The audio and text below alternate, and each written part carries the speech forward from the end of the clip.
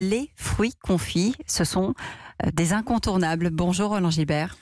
Bonjour Raphaël, bonjour tout le monde. Merci d'être avec nous. Vous êtes le PDG de Creusilly, confiseur à Clermont depuis 1880. Anissa nous confiait qu'elle n'a pas passé un seul Noël depuis qu'elle est toute petite sans les confiseries de chez vous. Quand on est clermontois, c'est presque une institution. Ah, c'est une institution. Les habitants de Clermont, c'est effectivement une institution qui est la dernière représentante de ce métier de confiseur en Auvergne, qui remonte au XVe siècle. Ouais, la maison porte toujours d'ailleurs le nom du fondateur. Comment est-ce qu'il a eu, lui, l'idée de transformer les fruits des vergers de la région en fruits confits ? Alors, donc ces recettes, elles sont très anciennes et l'apogée de ce métier en Auvergne, c'est le 19e siècle.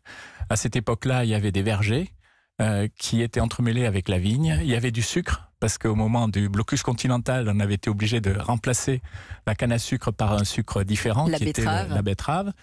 Donc il y avait du sucre, il y avait des sucreries et il y avait tout ce également... qu'il faut à portée de main finalement. Voilà, et il y avait également des stations thermales où des gens du monde entier venaient passer plusieurs mois et donc les Auvergnats astucieux se sont dit, ben voilà, il y a l'occasion de faire une économie locale et ils se sont mis à fabriquer des pâtes de fruits, des fruits confits et à les proposer dans des magasins, dans ces différentes stations thermales. Alors vous le disiez, vous êtes aujourd'hui le dernier représentant et pourtant c'est une activité qui a fait travailler énormément de monde, jusqu'à 2000 personnes je crois dans la région de Clermont. Effectivement, l'apogée se situe à la fin du 19e siècle, où il y avait plus de 20 entreprises comme Creusilly et qui employaient 2000 personnes.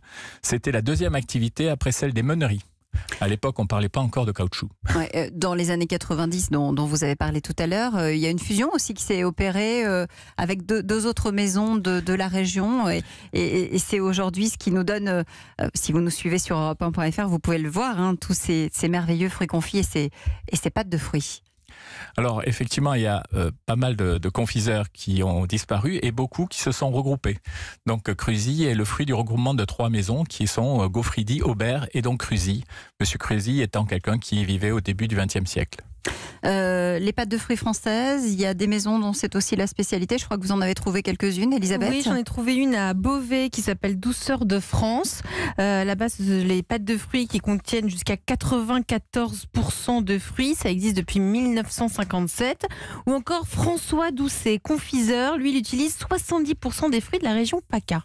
On est en train de parler du marché de la confiserie. Est-ce que c'est un marché qui se porte bien en France ? Oui, alors ça se porte bien. Les confiseurs, ce sont 83 entreprises en France qui produisent près de 230 000 tonnes de confiserie par an. Les confiseurs de France, eux, ont 90% du marché et ce sont tout de même 7000 salariés, beaucoup d'emplois.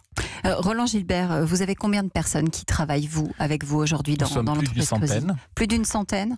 Et en fait, on a une activité extrêmement saisonnière, puisque les 2 tiers de notre chiffre d'affaires se fait sur la saison de Noël de fin d'année, que nous commençons à préparer dès le mois d'avril-mai. Ça veut dire qu'on commence à cueillir les fruits, à récupérer les fruits, et à préparer les sirops. Comment on fait ? Alors ça prend du temps, je suppose, de transformer un fruit en fruit confit. Effectivement, on achète les fruits au moment de leur maturité. Donc ça, c'est la première saisonnalité. Là, actuellement, on est en train d'acheter les clémentines, puis après, ça va être les oranges, etc. On va les garder pour les 12 mois qui suivent. Et au fur et à mesure des besoins, on va les récupérer, on les congèle et on va les prendre pour les travailler. Et ce, dès le mois d'avril, mai, pour la fin de l'année. Et c'est un processus très long, puisqu'il va durer 3 semaines. 3 semaines pour que le sirop pénètre à l'intérieur du fruit et imbibe totalement le fruit. Voilà, en fait, les anciens avaient trouvé cette technique pour garder les fruits au-delà de leur période de maturité, puisqu'en fait, ce qui fait qu'un fruit se gâte, c'est qu'il contient de l'eau. Et donc, ils avaient trouvé cette astuce qui consistait à remplacer cette eau par du sucre. Aujourd'hui, on est plus sur des produits de plaisir, de partage, de cadeaux, et le sucre est plus un exhausteur de goût, un amplificateur de nos goûts de fruits qui sont très concentrés et choisis exprès justement pour leur qualité.